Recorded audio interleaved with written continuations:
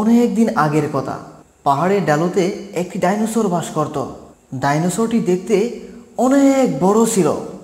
1 মাস হয়ে গেল ডিমে তাপ দিচ্ছি, কিন্তু এখনো বাচ্চা ফুটে বের হচ্ছে না। মনে হয় অল্প দিনের মধ্যেই বাচ্চা ফুটে বের হবে। যাই নদীর ধারে গিয়ে দেখি কোনো খাবার খুঁজে পাই কিনা। এই কথা বলে ডাইনোসর হাঁটতে শুরু করলো। কিছুক্ষণ হাঁটার পর সে একটি ছাগল দেখতে পায়। বাহ, এই তো একটি ছাগল দেখা যায়। যাই একে কে পেটের ক্ষুধা মিটাই। তখন ডাইনোসরটি ছাগলটিকে খেয়ে ফেলল। আহ, কি শান্তি! ছাগলের মাংস কত স্বাদ! যাই এবার বাসায় যাই। বাসায় গিয়ে ডিমে তাপ দিতে হবে। এরপর ডাইনোসর বাসায় চলে আসে, ডিমে তাপ দিতে থাকে। এভাবে তাপ দেওয়ার পর ডিম ফুটে দুটি বাচ্চা বের হয়ে আসে, দেখতে খুবই সুন্দর ও ফুটফুটে। আহ, আজকে আমি অনেক খুশি। আজকে আমি মা হয়ে গেলাম। আমার কত সুন্দর দুটি বাচ্চা হয়েছে। ওরা আমাকে মা বলে ডাকবে।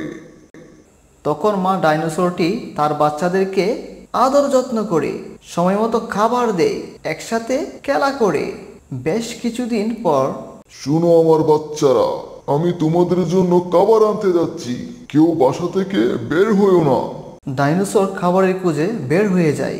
এদিকে একটি বাচ্চা বাসা থেকে বের হয়ে পড়ে, আর অন্যদিকে একটি শিয়াল খাবারের খোঁজে এদিকে চলে আসে। আরে বাহ, এত মেঘ না চাইতেই বৃষ্টি। কত সুন্দর ডাইনোসরের ছানা, দেখতে নাদোষ নাদোষ। একে খেতে পারলেই পেটের ক্ষুধা মিটে যাবে। তখন শিয়ালটি ডাইনোসরের বাচ্চাকে নিয়ে জঙ্গলে চলে যায় এবং মজা করে খেয়ে ফেলে। আর এইদিকে মা ডাইনোসর তার বাচ্চাদের জন্য খাবার নিয়ে আসে। বাসায় এসে দেখে একটি বাচ্চা নেই। আরে, আমার বাচ্চা কোথায় গেল? এখানেই তো ছিল। আমার সর্বনাশ হয়ে গেল।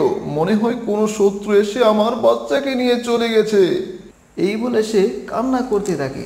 পরের দিন সকালবেলা শিয়াল আবার চলে আসে ডাইনোসরের বাচ্চা খাওয়ার জন্য, কিন্তু সেই দিন মা ডাইনোসর তার বাচ্চাদের পাশেই বসেছিল। শিয়াল যখন বাচ্চাকে ধরতে যাবে, ঠিক তখন মা ডাইনোসর শিয়ালকে ধরে ফেলল।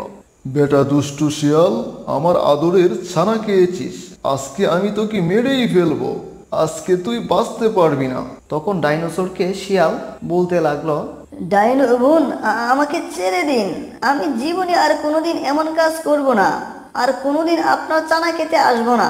দয়া করে আমাকে মারবেন না। তখন ডাইনোসর শিয়ালকে ছেড়ে দিল আর বলল, যা, আজকে তোকে ছেড়ে দিলাম। আর কোনোদিন যদি এদিকে আসবি তাহলে তোর রক্ষে নেই। তখন শিয়াল সেখান থেকে দৌড়ে পালিয়ে গেল, আর কোনোদিন ডাইনোসরের ছানা খেতে যায়নি।